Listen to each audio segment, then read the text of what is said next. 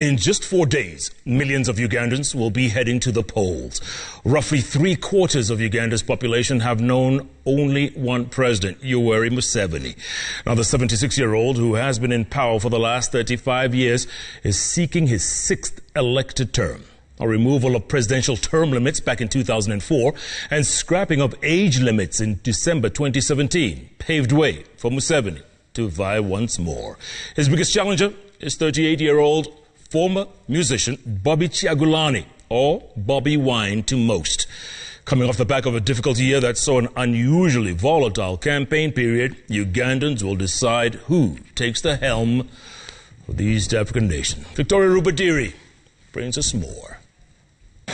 On Thursday, January 14th, 18 million Ugandans will choose who out of 11 candidates will be the next president. One woman, Nancy Kalembe, is the sole female candidate in the field. The two candidates of interest, however, are the incumbent Yoweri Museveni and his biggest opponent, Robert Kyagulanyi, also known as Bobi Wine. This election cycle that comes against the backdrop of a global pandemic is all about the youth. Both frontrunners are fighting for this critical demographic that make up 41% of all voters in Uganda. In a country where 15% of young people are unemployed, Bobi Wine, who calls himself the ghetto president, is promising them ownership of the country, while Museveni has been running on delivering jobs.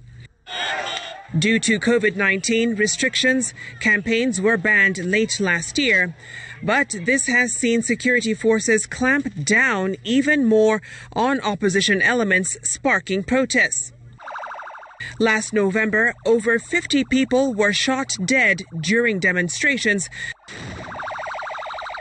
against the arrest of National Unity Platform presidential candidate Robert Kyagulanyi. Concerns have risen on possible post-election violence. However, in a press conference held on Saturday, security agencies allayed those fears, stating that they would prosecute anyone seen to be causing violence.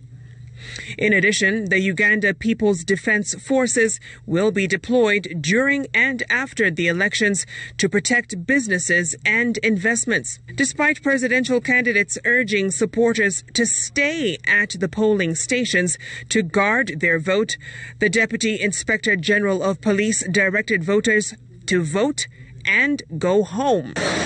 A move that has been criticized as further hampering transparency in the vote counting process. Nonetheless, Ugandans will await the outcome of their votes later this week.